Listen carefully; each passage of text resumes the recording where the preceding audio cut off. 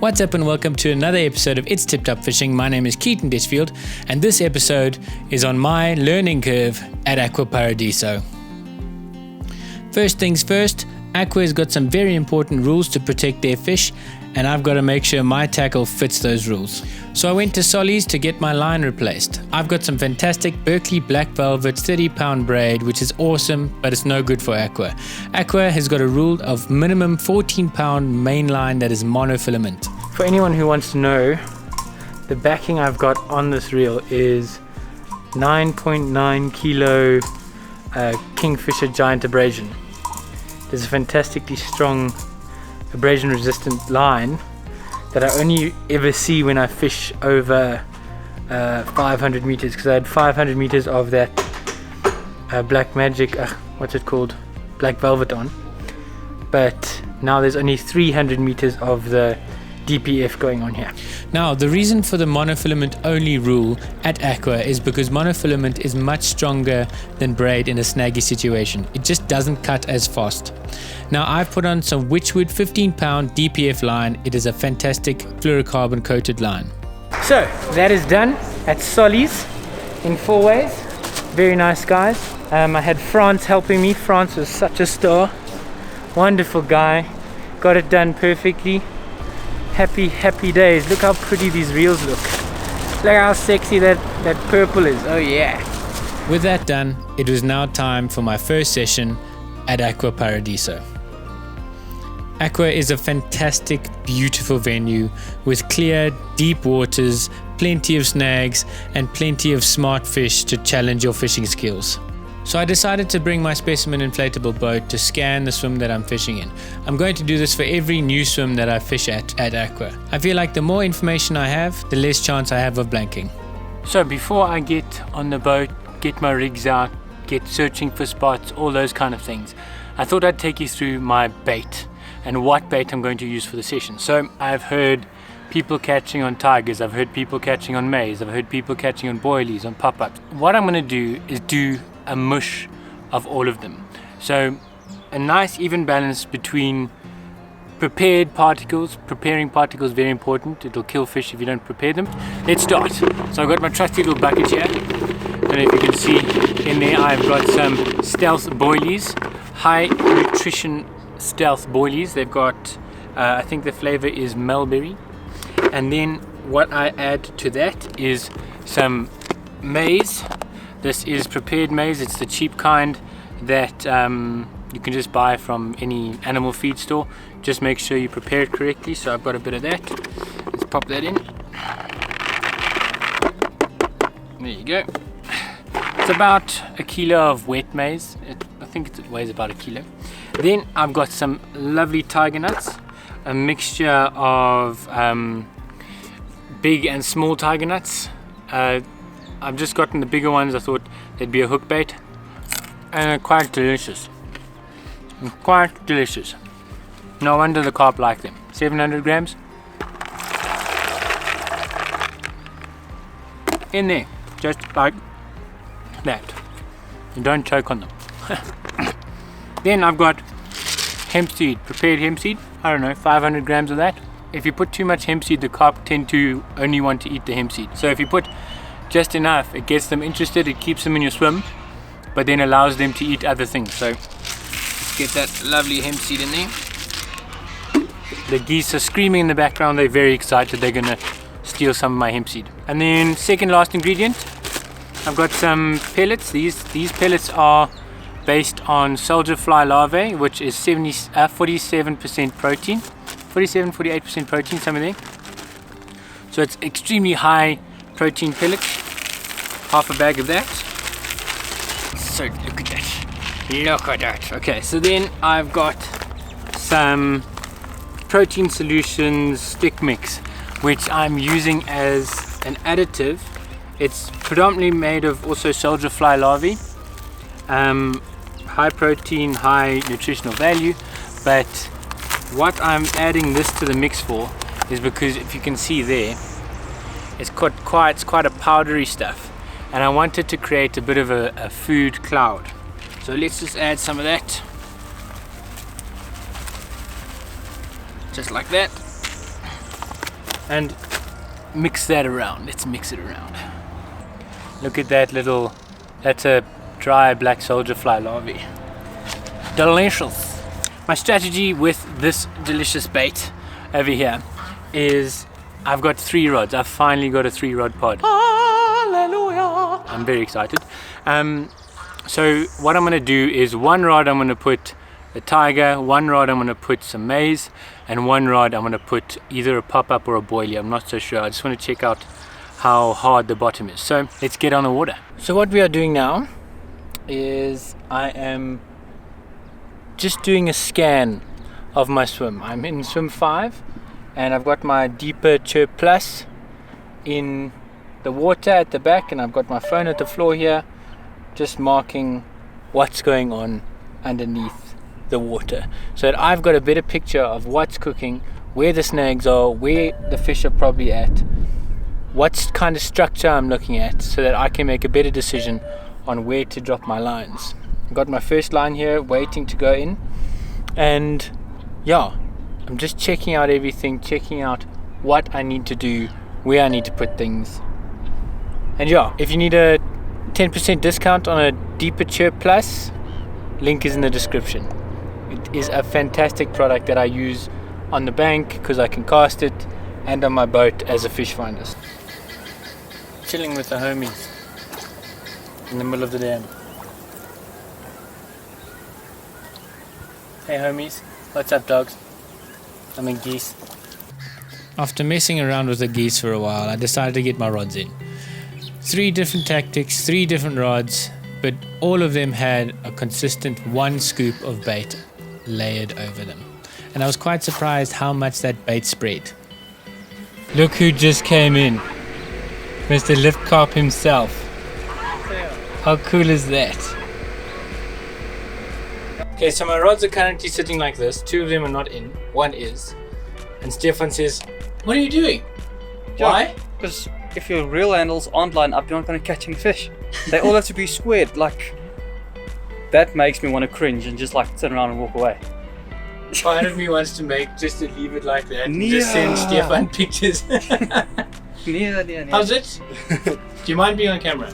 No, not at all. It's fine. Okay. Waarin jy van die katrolle wat nie oplaan? Ja, nee. Ek geef vis van. See?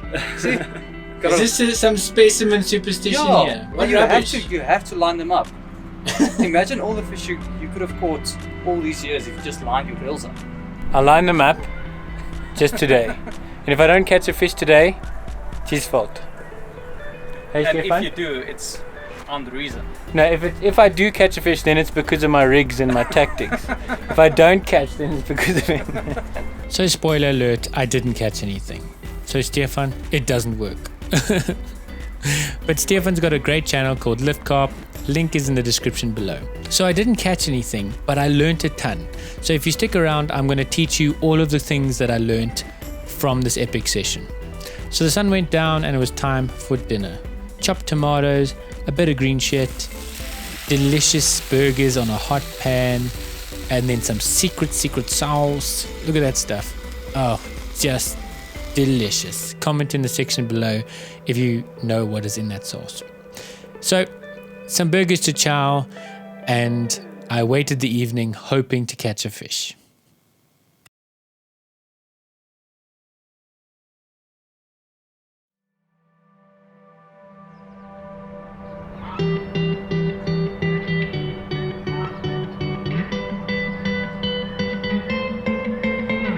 The mornings at Aqua-Paradiso are absolutely beautiful. The Wendy houses are nice and comfortable, and in the morning you get greeted by the greeting party, who will come by your swim and look for any kind of morsels that you have dropped in the night. In particular, Alfred the goose, who is by far my favorite. So last night went by and very little happened. It's quite a pity. We were hoping to get a bite. I'm about to get a noise on the rod because of Alfred over there. I don't know if it is his real name or not, but Alfred there. Hello Alfred. Good boy Alfred.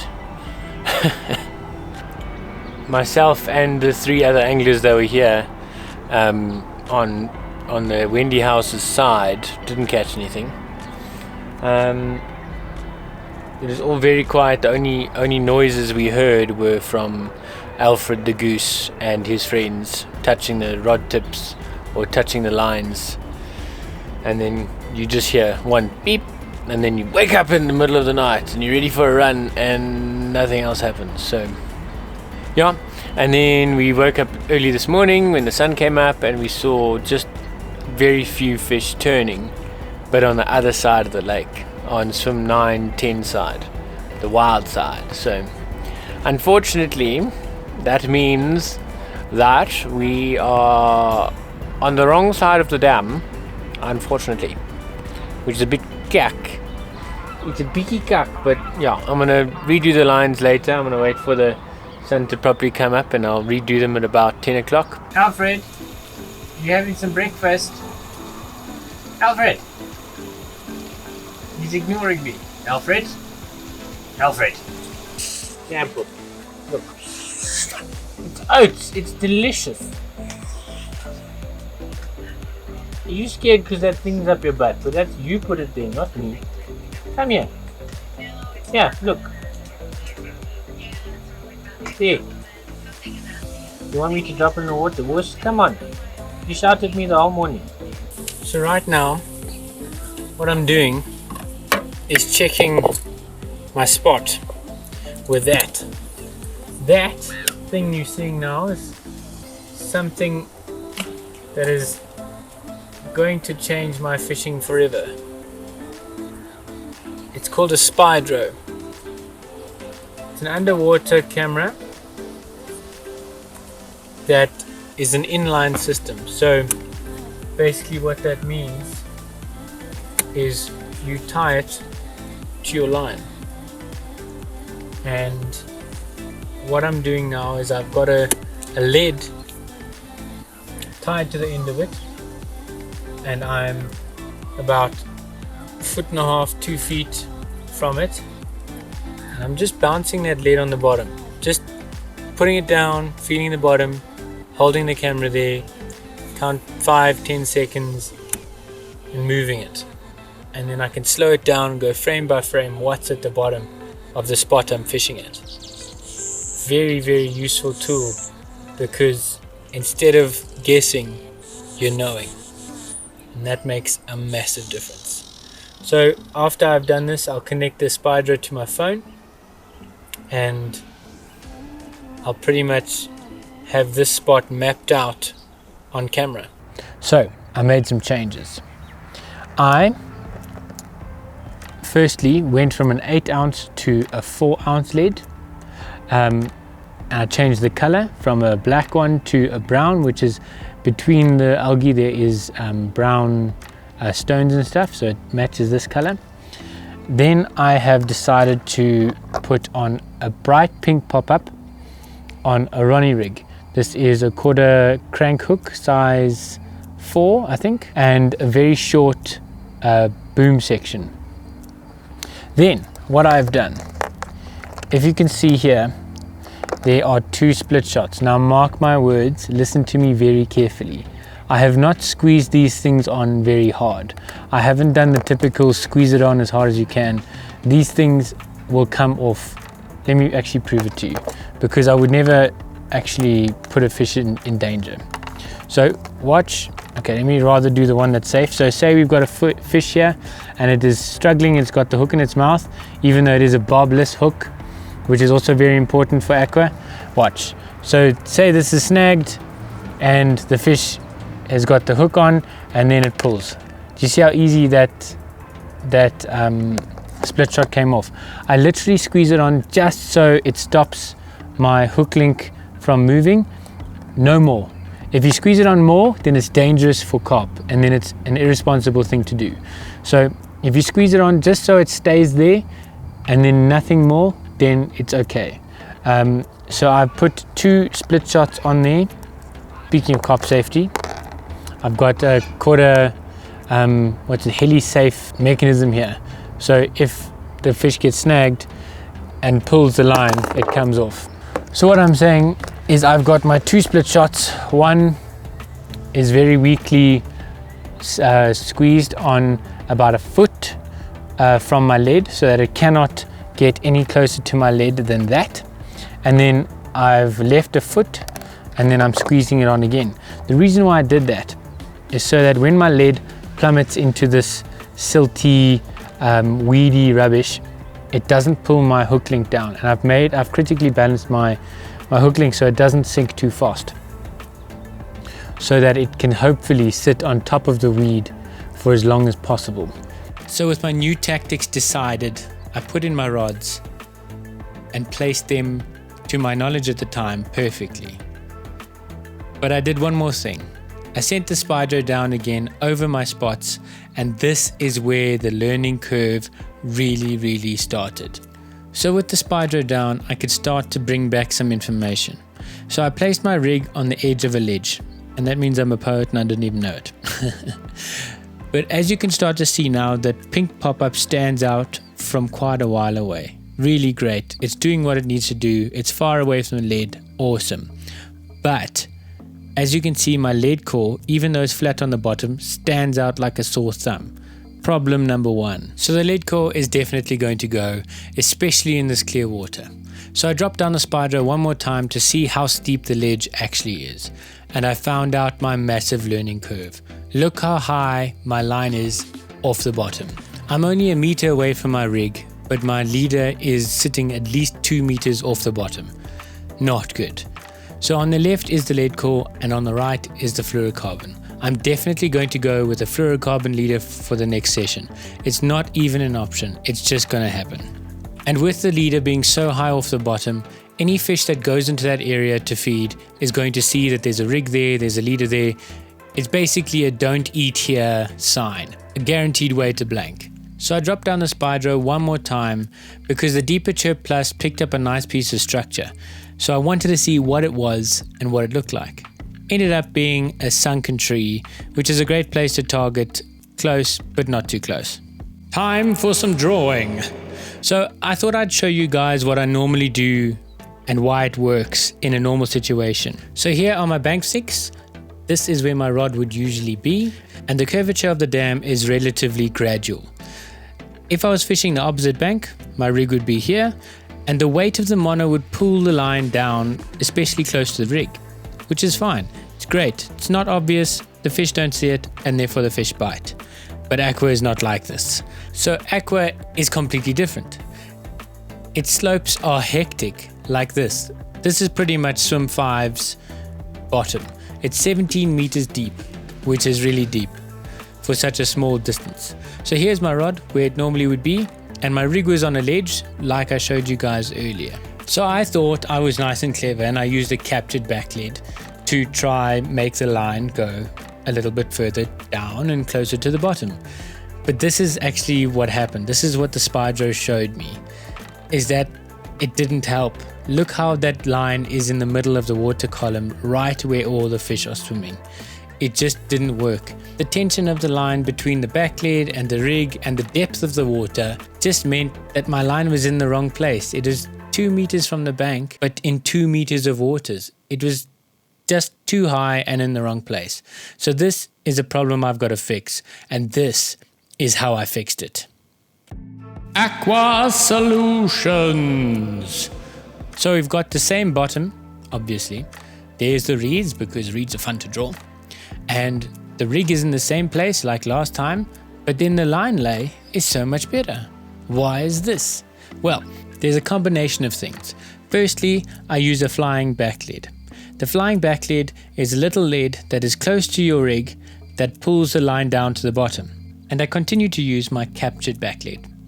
But to allow that to work, you've got to fish slack lines. Now the slack lines will allow enough slack line for the back lead to pull the line down closer to the rig, keeping the line away from the fish. This system isn't perfect, even though it does conceal your rig very well and allows you to get more bites. The bite indication is really cuck. So if you get any kind of bite indication while fishing this system, make sure to strike and try keep those fish out of the snags. So It is the morning of the second night. It's been an incredible venue, incredible adventure, incredible learning curve. Like, I've learned so much about my rigs, my tactics, about how I fish. It's been really, really great. It's a unique challenge, so I've really enjoyed fishing here immensely. So it won't be the last time I'm fishing here. It definitely will be a venue I will tackle until I catch a fish, and then carry on fishing here after that if I can help it. And yeah, thank you for watching, thank you for joining me on this little adventure. It's 7 o'clock now and I'm going to be out of here by 10. And yeah, I really appreciate you guys watching, because if it wasn't for you guys, this channel wouldn't exist. So till next time, tight lines guys.